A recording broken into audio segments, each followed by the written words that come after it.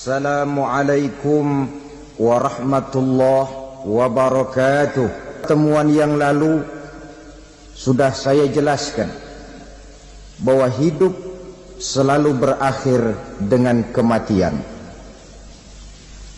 Apabila datang kematian menimpa seseorang, datanglah kiamat baginya. Itu yang disebut dengan kiamat kecil. Hakikatnya mati adalah perpindahan dari kehidupan di dunia ini menuju kehidupan di alam barzakh. Menunggu kita di alam barzakh sampai datangnya saat kiamat. Entah 10 tahun, entah 100 tahun, entah 1000 tahun, hanya Allah saja yang maha tahu. Adapun orang-orang beriman yang melakukan amal kebajikan dalam kehidupan di dunia ini, masa penantian yang lama di alam barzakh buat mereka sebentar saja. Tetapi bagi orang-orang kafir yang ingkar, yang tidak beriman kepada Allah, yang hidup di dunia cuma menumpuk-numpuk dosa, tentu penantian di alam barzakh akan merupakan waktu yang sangat lama. Bukankah dalam kehidupan kita waktu itu memang relatif? Contoh misalnya, bagi pemuda-pemudi yang sedang duduk asyik memadu cinta, waktu 4-5 jam saja rasanya cuma 4-5 menit. Tenggelam oleh keasikan. Tapi buat orang yang berbaring di rumah sakit, meratap di balik-balik apa itu tembok derita kata lagu, di balik dinding-dinding penjara, sehari bagai seminggu, seminggu rasa sebulan, sebulan boleh jadi rasa setahun. Penantian yang sangat lama. Kapan kiamat itu akan datang? Ini rahasia Allah. Jangankan kita yang orang awam, baginda Nabi sendiri tidak diberitahu oleh Allah kapan kiamat itu akan terjadi. Tetapi sungguh pun demikian, banyak hadis-hadis yang menjelaskan ciri atau tanda-tanda datangnya kiamat. Nah, kalau sudah bicara soal tanda, tanda kiamat itu ada 2. Pertama yang disebut alamatus sughra, tanda-tanda kecil. Ini waktunya masih ada tenggang. Ada yang dinamakan alamatul kubra, tanda-tanda besar. Artinya kiamat sudah diambang pintu. Apa tanda-tanda kecil dari datangnya hari kiamat itu? Misalnya kata Nabi, apabila ilmu sudah diangkat oleh Allah.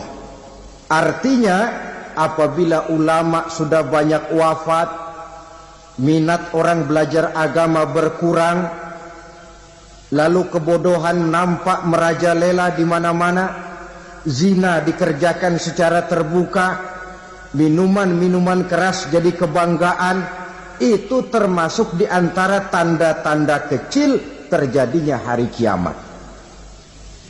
Apalagi misalnya iza waladatil ammatu rabbataha, apabila budak sudah melahirkan tuan. Apa maksudnya? Ada yang mentafsirkan apabila anak sudah bisa membudaki orang tuanya. Orang tua yang melahirkan dia, yang membesarkan dia, demi setelah si anak besar jadi orang berpangkat, bertitel, berharta, berkedudukan. Jadilah orang tua itu budaknya. Sehingga sering dibilang kalau orang tua kaya, anak jadi raja. Tapi kalau anak yang kaya, orang tua sering jadi budak. Apalagi munculnya fitnah yang bergelombang, timbul perang antara dua bangsa yang besar, waktu berjalan terasa sangat pendek sekali. Itu merupakan tanda di antara tanda-tanda kiamat. Termasuk di dalamnya sulit membedakan mana laki, mana perempuan. Kan kalau tanda-tanda kayak begini sekarang sudah banyak kita lihat kan. Ulama banyak wafat, penggantinya sulit. Zina dikerjakan berterang-terangan, minuman keras jadi kebanggaan, banyak anak membudaki orang tuanya, sulit membedakan mana laki mana perempuan. Kadang-kadang dari belakang kita lihat perempuan bener, begitu kita colek nengok jenggotan.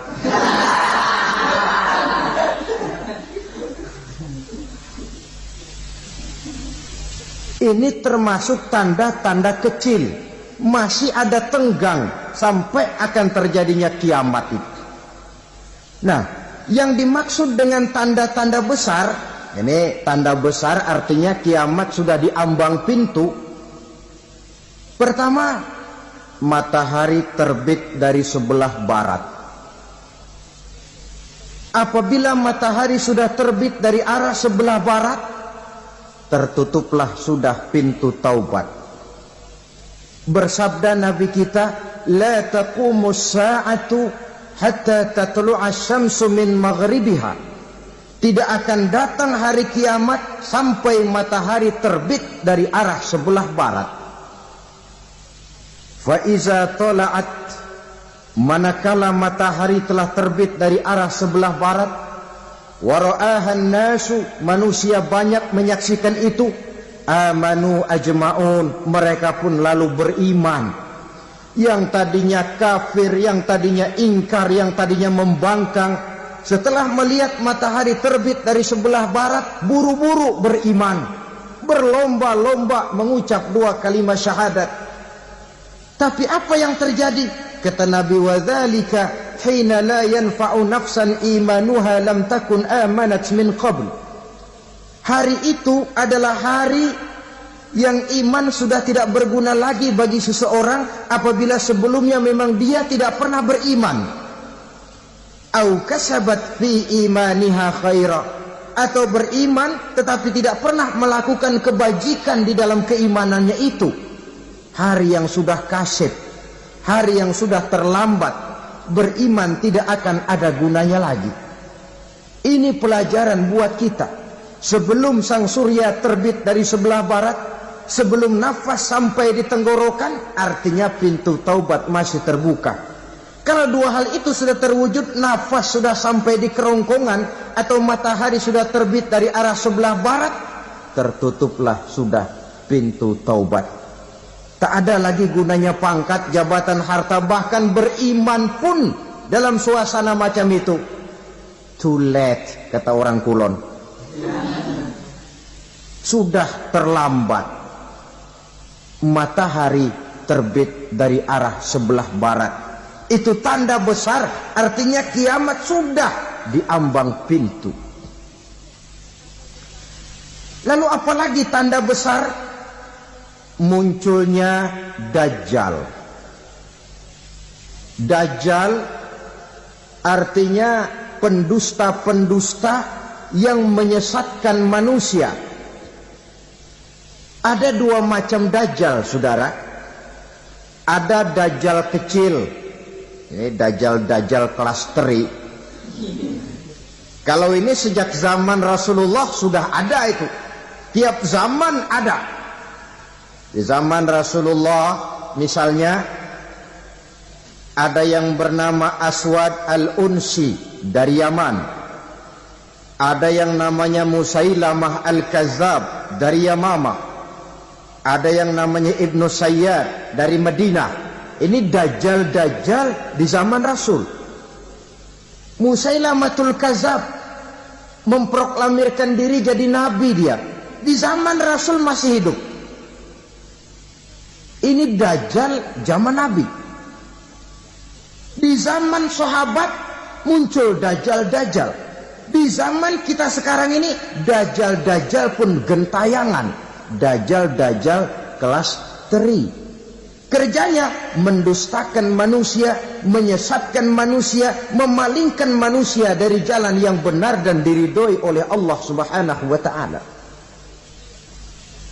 Adapun yang merupakan tanda besar dari datangnya kiamat, dajjal-dajjal kelas kakap, pembohong-pembohong besar yang menyesatkan masyarakat manusia berpaling dari jalan Allah mengikuti jalan mereka. Apa sih ciri dajjal itu? Kata Nabi dalam hadis Bukhari Muslim, inna dajjala, sesungguhnya yang namanya dajjal itu yakhruju, satu saat akan muncul mendekati hari kiamat, wa inna ma'ahu ma'an, si dajjal ini membawa air, wanaran, dan juga membawa api. Dua simbol. Di tangan yang satu dia bawa air, di tangan yang satu dia bawa api. Wa ammal ladzi yarahu an-nasu ma'an fanarun, adapun yang orang banyak lihat air, hakikatnya adalah api. Yang dilihat api, hakikatnya adalah air. Oleh sebab itu, kalau api yang ditawarkan, ambillah air. Kalau air yang ditawarkan, pilihlah api. Maksudnya apa ini? Ini bahasa simbol, saudara-saudara. Dajjal bicaranya seolah-olah untuk kepentingan manusia, menawarkan surga. Surga yang dia tawarkan hakikatnya neraka. Hai manusia, kalau kau mau bahagia, jangan dekat-dekat dengan agama.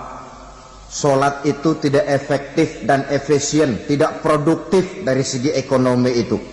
Menghadiri majelis taklim cuma buang-buang waktu. Tahajud, tasbih, tahlil, baca Quran, apa itu? Pekerjaan mubazir saja. Hidup ini cuma sekali, masa yang cuma sekali, manfaatkan dengan sebaik-baiknya. Mumpung. Dibawanya sifat mumpung, tetapi dalam pengertian yang sangat negatif. Bicaranya seolah-olah untuk kepentingan manusia, tetapi sebenarnya menjerumuskan manusia. Menawarkan air, tapi sebenarnya api. Menawarkan api, tapi hakikatnya air. Buat apa kamu sholat? Buat apa kamu bayar zakat? Buat apa kamu puasa? Surga yang dicanangkan dajjal, hakikatnya neraka. Neraka yang digambarkan dajjal, pada dasarnya adalah surga. Jadi memutarbalikkan fakta itu kerjaan dajjal. Yang hak jadi batil, yang batil dibilang hak, yang benar jadi salah, yang salah malah jadi benar. Tuntunan disuruh jadi tontonan, tontonan malah menjadi tuntunan. Itu pekerjaan dajjal profesinya. Zamannya Nabi Adam, dajjalnya kan iblis. Betul? Betul. Apa sih gang kerayuan iblis itu? Allah setelah menciptakan Nabi Adam kan bilang, Adam, kau dan istrimu Hawa tinggal di surga ini. Seluruh fasilitas yang ada di surga persilahkan kau nikmati. Satu yang tidak boleh, jangan coba-coba dekati pohon khuldi. Dekat saja jangan, apalagi sampai memetiknya. Datang dajjal yang namanya iblis ini. Adam, kamu tahu nggak kenapa tidak boleh makan buah khuldi? Ya nggak tahu, pokoknya saya dilarang. Bodoh kamu Dam. Khuldun artinya kekal. Kalau kamu makan itu buah, kau akan kekal di surga buat selamanya. Allah tidak kepengen, maka dilarang kamu makan buah khuldi. Kalau kau ingin kekal di surga Adam, makan saja. Saya bicara begini ini untuk kepentingan kamu Adam. Ini kan ciri-ciri dajjal. Bicaranya sih seolah-olah untuk kepentingan Nabi Adam, hakikat sebenarnya menjerumuskan Nabi Adam supaya ingkar dan melanggar larangan dari Allah Subhanahu wa ta'ala. Jadi setelah muncul dajjal, timbul kekacauan-kekacauan di masyarakat. Banyak yang terpengaruh, terpedaya dan terpesona. Termasuk mereka yang memproklamirkan diri jadi nabi. mereka yang memproklamirkan diri jadi rasul di zaman sesudah Rasulullah wafat, itu adalah dajjal-dajjal. Maka saya ingatkan, kalau di zaman kita sekarang ini ada orang ngaku jadi nabi, ada orang ngaku jadi rasul, biar bahasa Arabnya kental, Quran hafal, hadis ribuan hadis hafal, biar pakai serban sampai menyengser ke tanah, bahasa Arabnya fasih, tapi dia mengaku jadi nabi, jadi rasul, kita umat Islam wajib tidak percaya. Wajib untuk tidak percaya. Itulah dajjal-dajjal zaman kita sekarang ini. Tidak mustahil mereka datang mempengaruhi orang-orang awam supaya berpaling dari Rasulullah, mengikuti mereka. Nah, di akhir zaman nanti, mendekati hari kiamat, dajjal ini muncul, dajjal kelas kakap, menyesatkan masyarakat manusia untuk berpaling dari Islam, mengikuti seruan mereka. Apalagi di antara datangnya kiamat itu, tanda yang besar itu, turunnya Nabiullah Isa Al-Masih, putra Maryam. Menurut berbagai hadis yang sahih, Nabi Isa Al-Masih nanti akan turun lagi. Tidak membawa risalah yang baru, tapi meluruskan risalah Islam ini yang telah banyak ditinggalkan oleh masyarakat. Bahkan ada hadis menjelaskan beliau akan membunuh Nabi, mematahkan kayu-kayu salib, lalu melaksanakan haji dan umrah mengikuti syariat Nabi Muhammad, bukan membawa agama baru.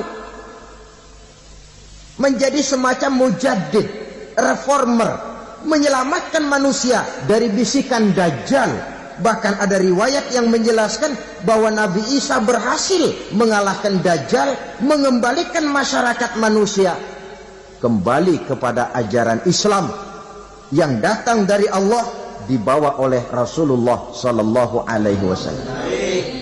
Dengan kata lain, turunnya Nabi Isa bukan sebagai nabi dan rasul baru, tetapi mengikuti syariat Nabi kita Muhammad sallallahu alaihi wasallam. Saudara hadirin, ibu-ibu hadirat yang saya hormati, kemudian apalagi di antara tanda-tanda besar akan datangnya kiamat itu? Keluarnya asap atau awan. Kata Nabi, inna min asrati sa'ah dukhanan yamla'u ma bainal masyriqi wal maghrib. Di antara tanda-tanda kiamat, munculnya awan atau asap yang memenuhi antara langit dan bumi. Ini pun diperkuat dalam surah Ad-Dukhan ayat 10. Fartaqib yauma ta'tis sama' bidukhanin mubin fayughshan nas hadza azabun alim. Bagi orang-orang yang beriman, mereka biasa-biasa saja. Tapi bagi orang kufur, datangnya asap dan awan ini merupakan azab yang kelewat pedih. Barangkali sedikit mendekati gambaran tentang azab yang pedih ini, saya ingatkan alam pikiran kita kepada peristiwa yang belum lama terjadi. Pernah dengar berita bocornya reaktor nuklir di Chernobyl, Uni Soviet? Pernah dengar? Nah. Bocornya reaktor nuklir di Chernobyl yang mengakibatkan ratusan bahkan sangat mungkin ribuan nyawa. Cuma satu reaktor. Bagaimana kalau seluruh cadangan nuklir yang dimiliki oleh para negara adik kuasa ini diledakkan? Bahkan yang konon menurut catatan, cadangan nuklir yang dimiliki bersama oleh Amerika dan Rusia sekarang ini sudah sanggup memusnahkan 6 miliar manusia. 1,5 kali lebih banyak dari jumlah manusia yang nongkrong di permukaan bumi ini. Saudara-saudara hadirin yang saya hormati,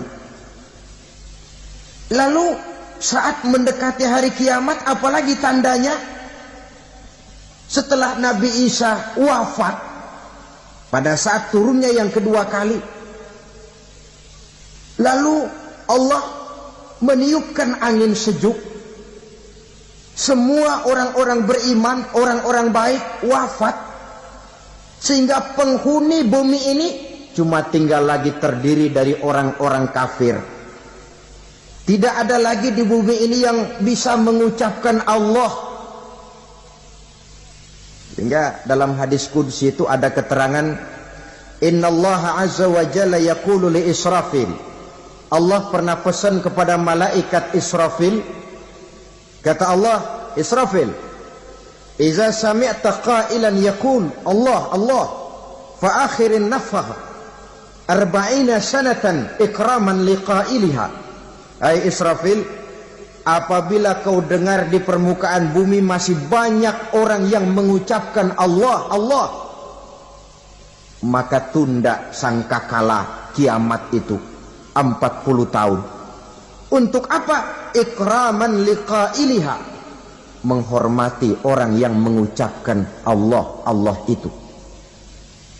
Wah, jadi karena sekarang masih banyak yang mengucapkan Allah, besar hatilah kita, masih jauh kiamat itu.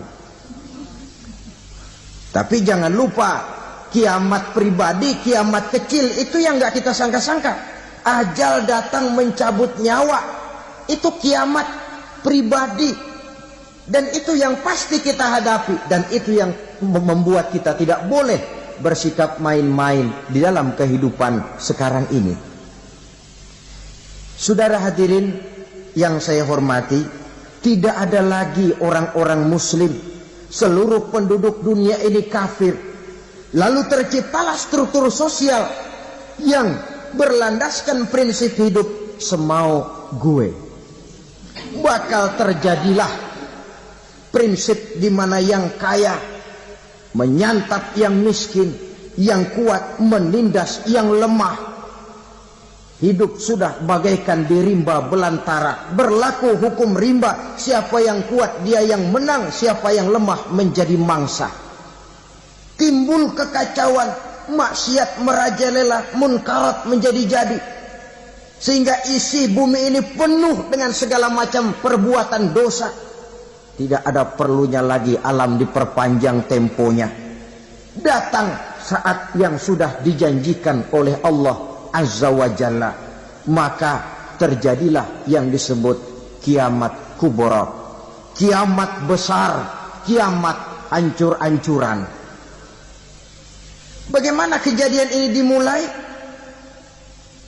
Dalam surah Az-Zumar ayat 68, Allah Subhanahu wa taala berfirman, "Wa nufikha fis-suri fasa'iqa man fis samawati wa man fil ardi illa man sya'allahu." Maka manakala ditiuplah sangkakala, terkejutlah seluruh yang ada di langit dan seluruh yang ada di bumi. Bila saat kiamat datang, Allah perintah malaikat Israfil, Israfil, tiup sangkakalamu. Ditiuplah sangkakala oleh malaikat Israfil. Yang akibat daripada tiupan itu, seluruh yang ada di langit, seluruh yang ada di permukaan bumi terkejut. Yang ada di langit siapa? Malaikat kan. Bayangin aja kalau malaikat kaget, apalagi kita. Terkejut seluruh makhluk yang ada di bumi, yang ada di langit mendengar suara sangkakala itu. Bunyinya tidak sanggup kita bayangkan dahsyatnya. Ledakan nuklir, ledakan neutron, belum apa-apa ketimbang bunyi sangkakala malaikat Israfil ini. Nah, lalu mendengar bunyi sangkakala ini, gemparlah makhluk, kacaulah alam. Bumi gempa, planet-planet bertabrakan, gunung meletus, air laut tumpah ke darat, angin topan bertiup, halilintar menyambar. Lalu semua yang bernama hidup mati total. Mati bareng tanpa persiapan. La haula wala quwata illa billah. Saya kadang-kadang dalam tafakur bermohon, ya Allah, mudah-mudahan saya enggak nemuin kiamat beneran. Ngeri. Tidak bisa kita bayangkan macam apa suasana seperti itu. Allah saja banyak memberikan gambaran, misalnya Al-Qari'ah, wa mal qari'ah, wa ma adraka mal qari'ah. Kejadian yang menggemparkan. Tahukah kamu apa kejadian yang menggemparkan itu?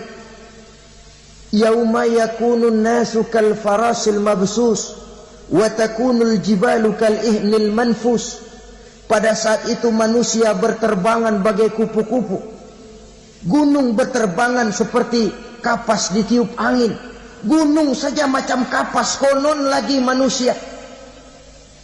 Kematian total, mulai semut sampai gajah mati,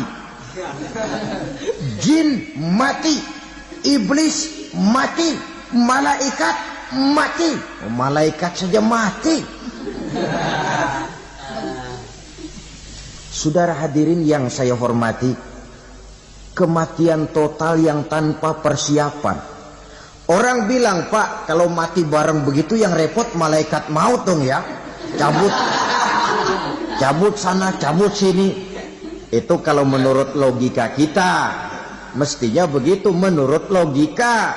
Tapi logika juga yang bilang nggak perlu serepot itu. Sebab untuk mematikan listrik di wilayah DKI, di wilayah Jakarta, nggak perlu tiap rumah didatengin matiin ya lama. Cukup dari kantor pusatnya saja PLN, tekan satu tombol, gelaplah seluruh Jakarta. Saudara hadirin yang saya hormati, kematian total.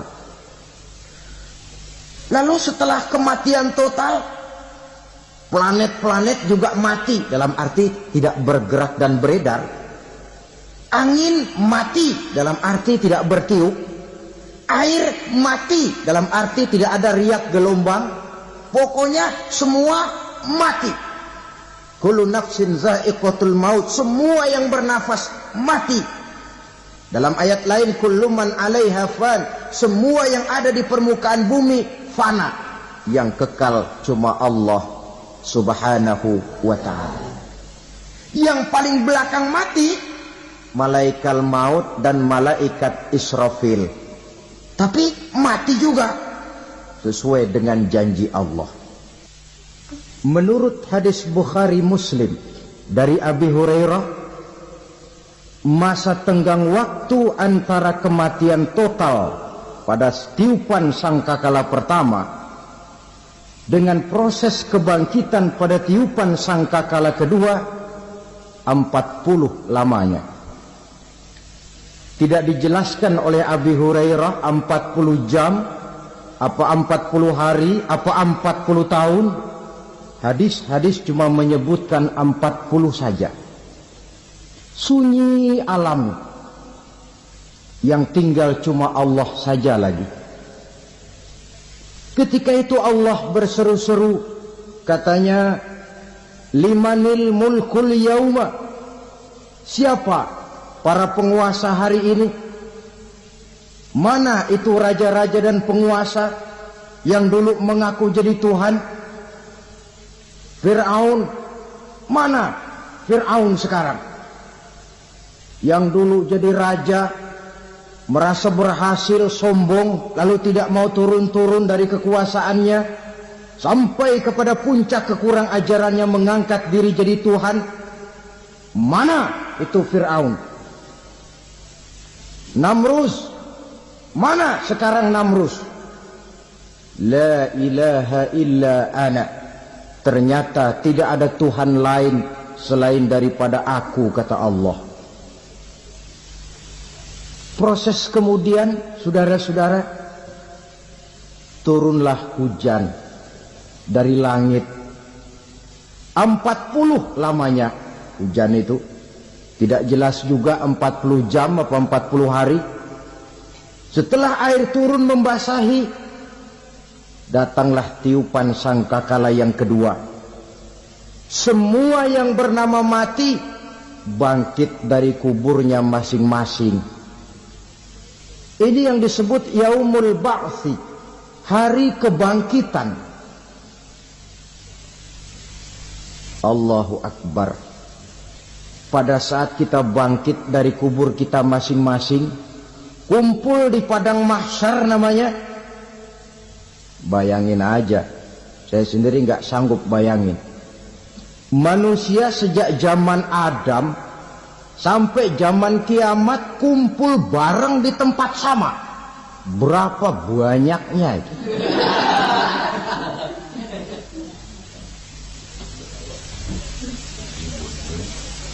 Dan yang luar biasa menurut satu riwayat, pada saat bangkit itu, Masya Allah, roman muka kita berubah,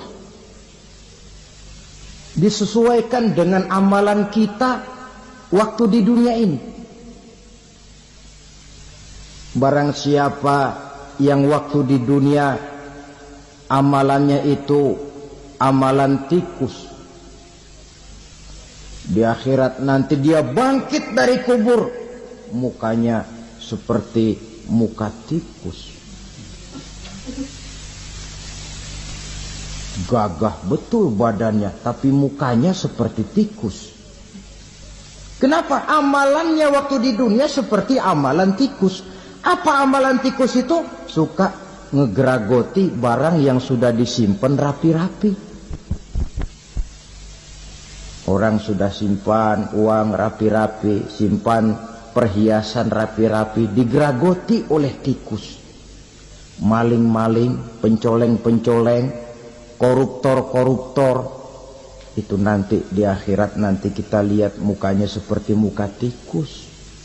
Oh ini waktu di dunia suka nyolong, mukanya seperti muka tikus. Barang siapa yang waktu di dunia ini amalannya itu amalan macan, dia akan bangkit nanti mukanya seperti muka macan. Apa amalan macan? Macan itu amalannya menang-menangan. Orang yang mau menang saja nggak mau mengalah. Coba lihat di hutan, kenal hutan nggak? Di hutan, raja hutan di mana-mana pasti macan. Betul kan? Betul. Padahal hutan belum pernah bikin pemilihan umum.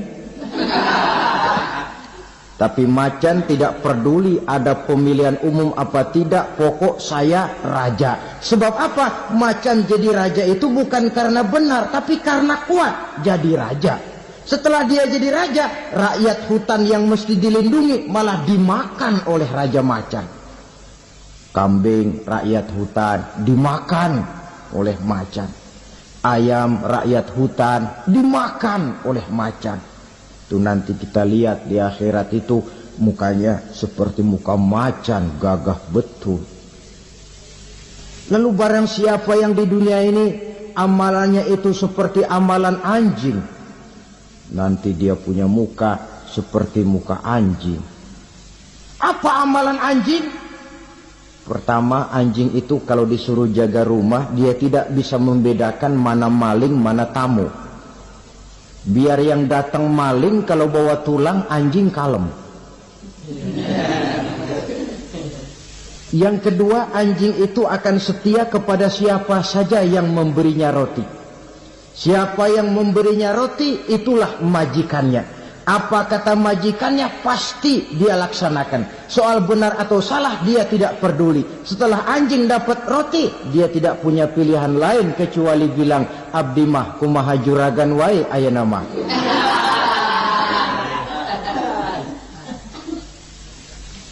Saudara hadirin yang saya hormati, berkumpul di padang mahsyar, tiap orang sibuk dengan persoalannya masing-masing. Matahari waktu itu didekatkan oleh Allah, panas luar biasa. Ada yang saking panasnya itu mencucurkan peluh keringat sampai sebatas mata kakinya, ada yang keringatnya sampai sedengkulnya, ada yang keringatnya sampai sepusatnya, ada yang keringatnya mengalir sampai sebahunya, ada yang kelelap oleh keringatnya sendiri, sementara orang di sampingnya nggak apa-apa. Bergantung lagi amalan dia waktu di dunia ini. Saudara-saudara, sebagian orang dalam kepanikan padang mahsyar berombong-rombong datang mereka menghadap Nabi Adam. Ya Adam, anta abal bashar. Hai Adam, Tuhan adalah bapak moyang manusia. Kami sebentar lagi akan disidang, dimintakan pertanggungan jawab. Tolonglah kami, hai Adam. Kata Nabi Adam, jangankan nolongin sampean, saya sendiri tanggung jawab di hadapan Allah ketika dulu tidak boleh makan khuldi, saya serobot. Sudahlah, urus diri masing-masing saja, nafsi. Begitu kata Nabi Nuh, begitu kata Nabi Ibrahim. Tiap orang bertanggung jawab sendiri-sendiri. Ketika itulah saudara-saudara, nikmatnya menjadi umat Nabi besar Muhammad sallallahu alaihi wasallam. Sebab apa? Walaupun menurut abjad kita ini umat paling belakang, kan paling belakang kita ini toh, karena Nabi Muhammad adalah Nabi akhir, tapi akan dihisap lebih dulu, lewat di atas sirat lebih dulu, masuk surga lebih dahulu ketimbang umat-umat belakangan. Ketika Rasul mendekati ajal, beliau tanyakan itu kepada malaikat Jibril. Malaikat Jibril berkata, Muhammad jangan khawatir, Allah sudah berjanji, inni haramtul jannata ala sairil anbiya hatta tadkhulaha anta, wa haramtuha ala sairil umami hatta tadkhulaha ummatuka. Surga aku haramkan buat seluruh nabi kecuali kalau engkau Muhammad sudah masuk ke dalamnya, dan surga aku haramkan buat seluruh umat kecuali kalau umatmu Muhammad sudah masuk ke dalamnya. Logikanya, walaupun menurut abjad kita umat paling belakang, bakal dihisap paling dulu, lewat di atas sirat paling dulu, masuk surga paling dulu, kalau mampir ke neraka juga paling dulu. Ya resiko. Jangan mau enaknya aja paling dulu. Saudara hadirin yang saya hormati, setelah masa kebangkitan itu jangan dikira begitu bangkit langsung diperiksa, masih menunggu menanti ribuan tahun perhitungan padang mahsyar untuk sampai kepada proses yang disebut yaumul hisab, hari perhitungan. Seorang demi seorang bakal dipanggil. Bayangkan saja, kita se-RT saja di absen, kadang-kadang perlu waktu lama. Ini manusia sejak zaman Nabi Adam sampai datang hari kiamat, satu demi satu disidang di hadapan Qadhi Rabbul Jalil. Status sosial copot sudah waktu itu. Yang pernah jadi hartawan di situ tidak lagi kelihatan kehartawanannya. Yang pernah jadi jenderal tidak lagi dipanggil jenderalnya, yang ustadz tidak lagi dipanggil al-mukarramnya. Seluruh status sosial selesai. Dipanggillah kita seorang demi seorang menghadap Qadhi Rabbul Jalil. Bagaimana proses penghisaban itu? Pertama, proses tanya jawab. Di antaranya ada hadis menyatakan, lan tazula qadama 'abdin yaumal qiyamah hatta yus'ala an arba'i khisalin. Besok di hari kiamat tidak akan bergeser telapak kaki seorang hamba sampai dia ditanya lebih dulu tentang 4 persoalan. Tentang ilmunya, kemana ilmu itu diamalkan. Tentang umurnya, di mana umur itu dihabiskan. Tentang masa mudanya, kemana masa muda itu dipakai. Tentang hartanya, dari mana harta itu didapat dan kemana harta itu dibelanjakan. Ini termasuk proses tanya jawab.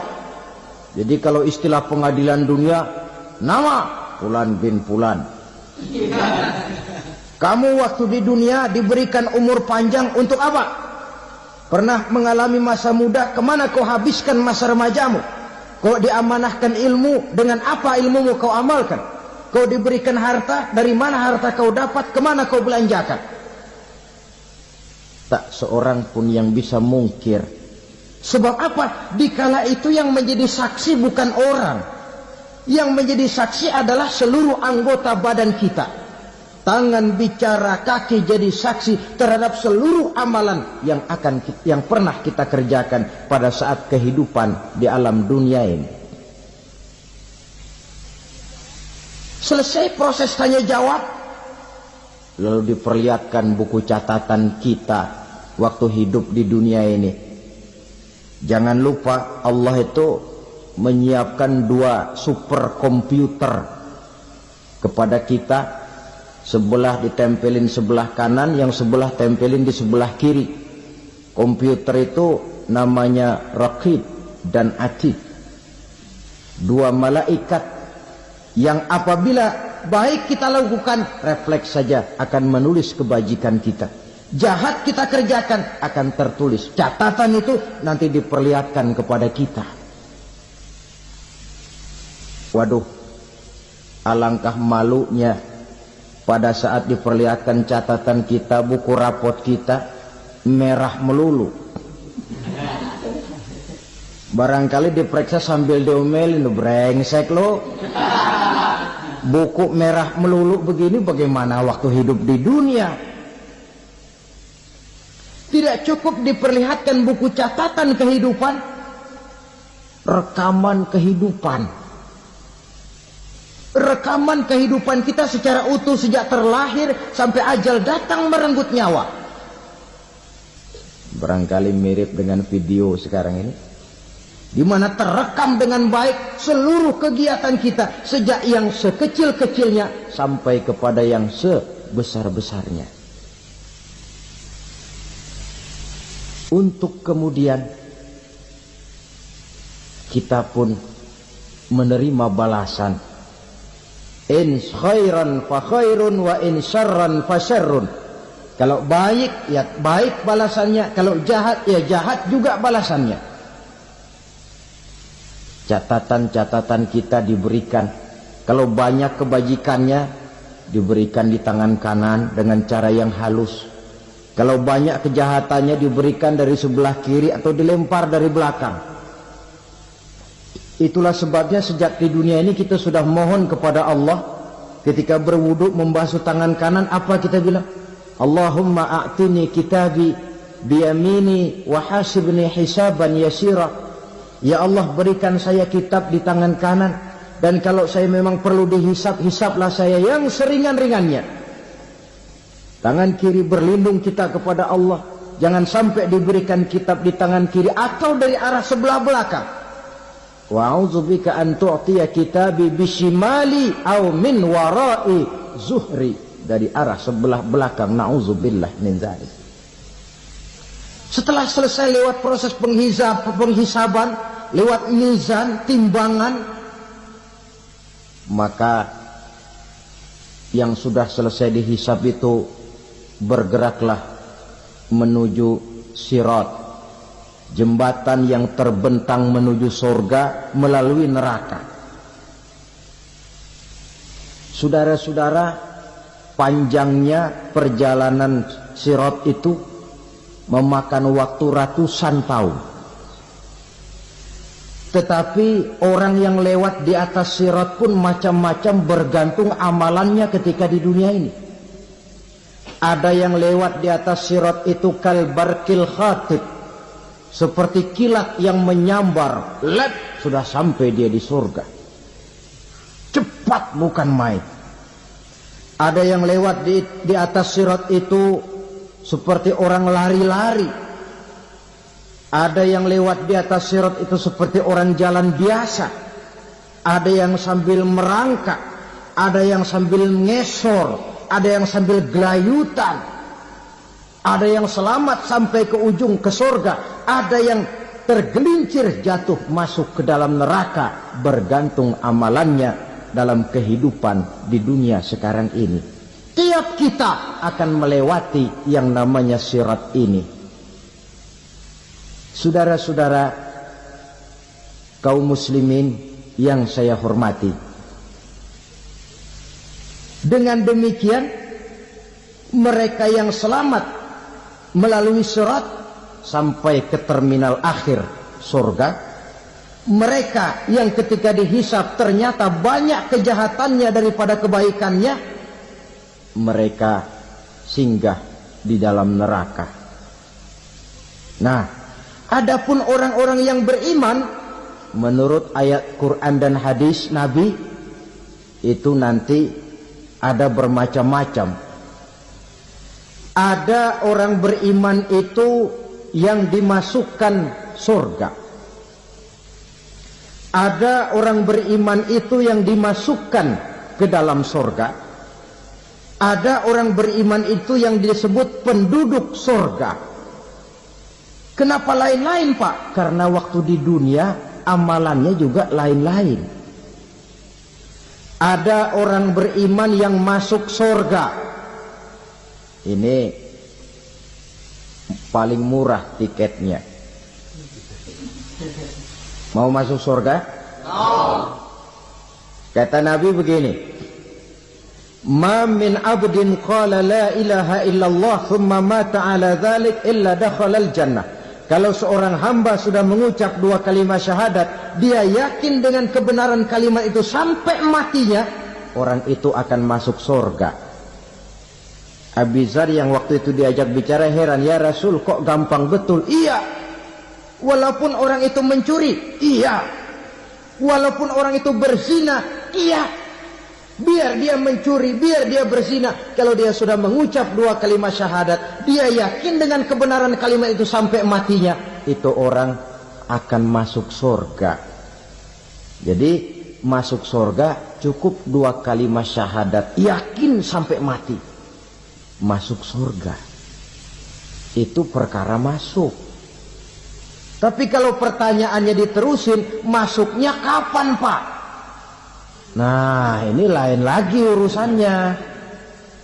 Sebab ada yang masuknya itu langsung, ada yang mampir dulu. Di sana tempat cuma dua.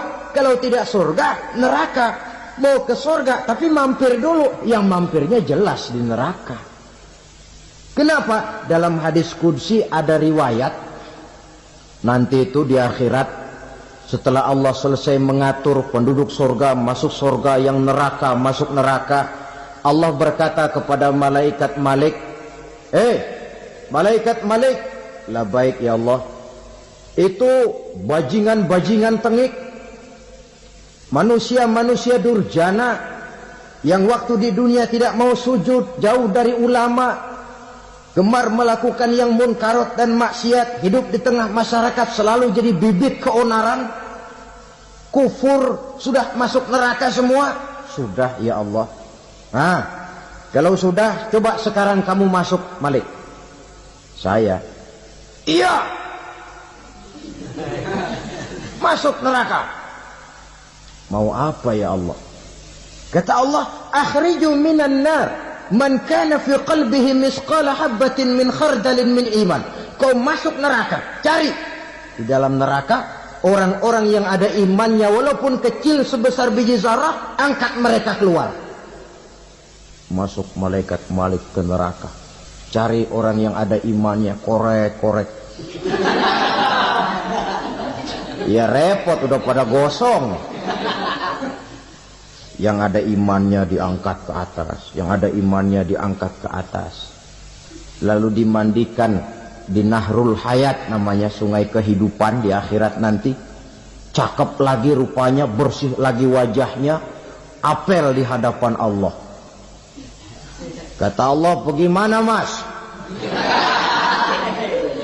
Kapok nggak sampean? Kapok ya Allah. Nah, kalau kapok, idhab fadkhulil jannah, pergi masuk surga sana. Berangkat mereka ke surga, ketemu sama teman-temannya yang udah sampai lebih dulu, yang nggak pakai mampir lagi. Terjadi dialog Kata teman-temannya yang udah pada nyampe duluan, Mas, iya, emang baru sampai? Saya baru sampai. Memang mampir di mana dulu, Mas? Kita sudah lama sampai di surga. Saudara buka surah Al-Muddatsir ayat 34-35. Ma salakakum fis saqar? Kenapa kamu mampir di neraka Saqar? Qalu lam nakum minal musallin. Mereka menjawab, kami mampir di neraka Saqar, Mas, gara-gara dulunya kami waktu di dunia tidak pernah sholat. Tidak pernah sholat? Tidak pernah. Kan rumahnya dekat masjid, cuma dekat doang, Mas. Sholat mah enggak saya. Enggak pernah ngasih makan fakir miskin, enggak pernah hadir di majelis taklim, pendeknya enggak pernah melakukan kebajikan. Maka saya pun mampir di neraka Saqar. Untung betul saya punya iman, Mas, sedikit.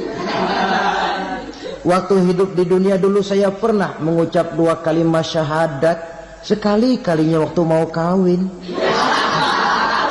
Masya Allah. Untung saja kawin. Kalau nggak kawin polos.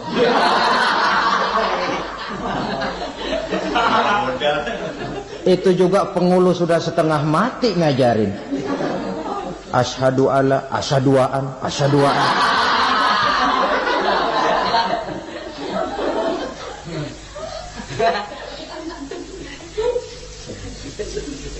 Ini namanya masuk surga, ada mampir dulu. Ada pula orang mukmin itu yang dimasukkan surga. Namanya dimasukkan kan terima beres. Saya masuk ke rumah, jalan sendiri, cari tempat sendiri. Saya dimasukkan ke dalam rumah, terima beres, pokok ada di dalam, itu dimasukkan namanya. Nggak pakai mampir.